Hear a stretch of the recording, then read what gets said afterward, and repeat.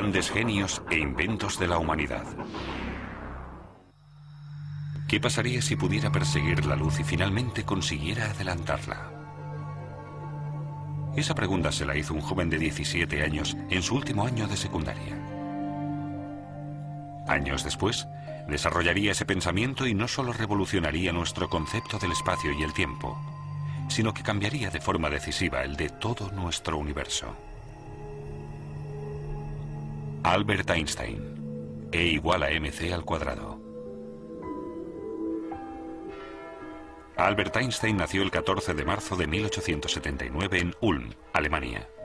Un año después, su familia se trasladó a Múnich, donde su padre estableció un pequeño taller electrotécnico. En 1894, cuando toda su familia se marchó a Italia, él se quedó solo en Múnich para terminar el bachillerato en el Instituto Luitpold. Pero no tardó en dejar las clases y reunirse con su familia.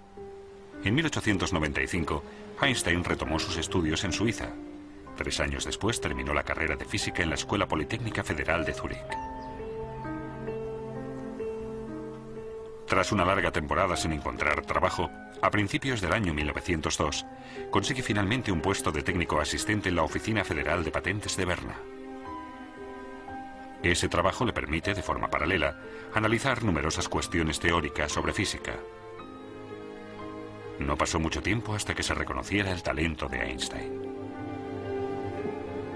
Su primera incursión la hizo en 1905, cuando publicó en los Anales de la Física su artículo sobre la electrodinámica de los cuerpos en movimiento, en el que explicaba el efecto fotoeléctrico. Por esa teoría cuántica recibió en el año 1921 el Premio Nobel de Física. En ese mismo artículo formuló su teoría de la relatividad especial. Esa teoría nació con los análisis que había realizado Einstein sobre la velocidad de la luz. Su planteamiento era muy sencillo. Si nos fuera posible movernos a la velocidad de la luz, podríamos viajar de forma paralela a una onda luminosa, de forma que la luz estaría permanentemente a nuestro lado y la veríamos en reposo. Por tanto, se pueden hacer afirmaciones sobre el movimiento de un cuerpo, si dicho movimiento se observa desde una posición concreta. Todos conocemos ejemplos de ello. ¿Quién se mueve? ¿Nosotros? ¿O el tren en dirección contraria?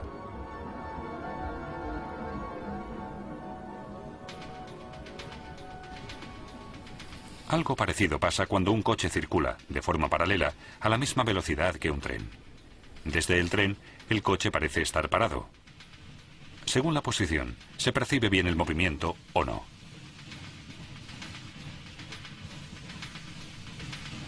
Cuando un pasajero avanza hacia el principio de un tren, desde los ojos de un observador de fuera se suman las velocidades del tren y del pasajero.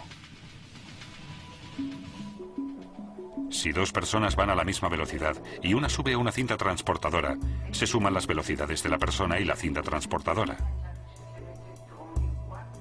Esto se denomina teorema de adición, por la superposición de las velocidades. Aunque esta explicación nos pueda parecer coherente, presenta un problema con respecto a la velocidad de la luz.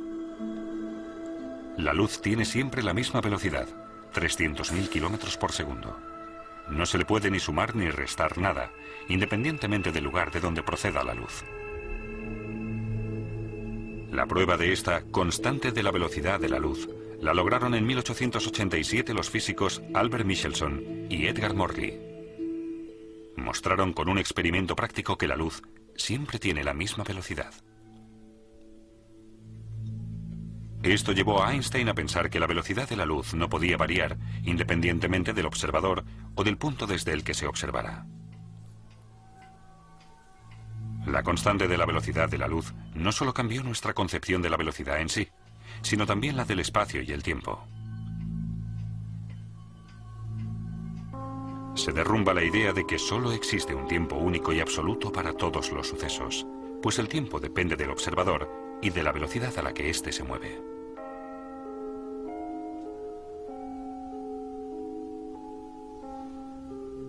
Una explicación de la teoría es la del reloj de luz.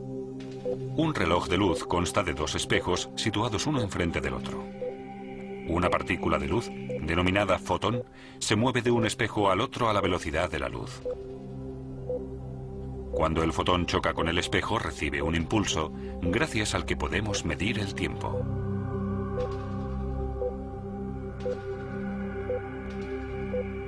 Pero si movemos uno de los relojes de luz a velocidad constante, el fotón, a los ojos de un observador estático, deberá recorrer una diagonal para chocar con el espejo contrario.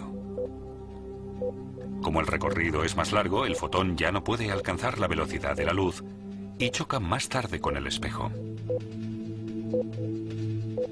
Lo que significa que ambos relojes marcan tiempos distintos. El reloj de luz en movimiento va, para un observador estático, más despacio. Un experimento demostró este fenómeno en los años 70. Dos relojes atómicos se pusieron exactamente a la misma hora. Uno de ellos se metió en un vuelo regular, mientras que el otro se quedó en tierra. Al final se compararon los dos, y el reloj que fue en el avión se atrasó. Este fenómeno, por el que los relojes en movimiento van más despacio, se ha denominado dilatación del tiempo. Otro experimento de ello es la paradoja de los gemelos. Un astronauta vuela en su nave 10 años en el espacio. Su hermano gemelo se queda en la Tierra. Los dos tienen 30 años. El astronauta vuela 10 años a 260.000 kilómetros por segundo. Después regresa a la Tierra, para lo que tiene que invertir otros 10 años. Cuando regresa tiene 50 años de edad.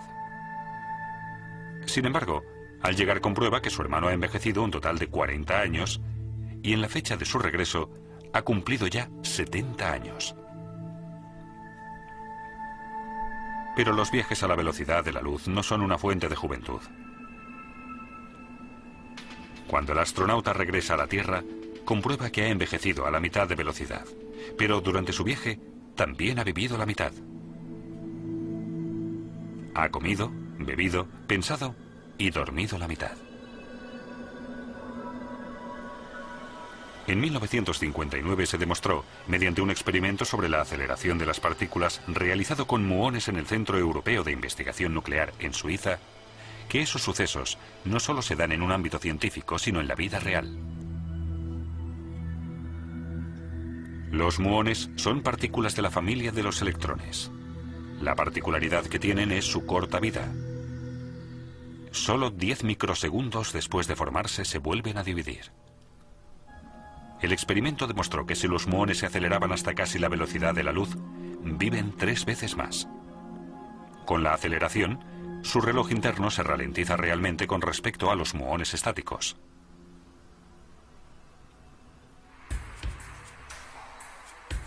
Los cambios en el tiempo influyen también en la longitud de los cuerpos. Las longitudes, en movimiento, son más cortas. ¿Una prueba? Calculamos la longitud de este tren, que circula a una velocidad regular, multiplicando su velocidad por el tiempo que invierte. Pero a causa del movimiento del tren, el tiempo pasa más despacio. El objeto nos parece más corto cuando está en movimiento que cuando está en reposo.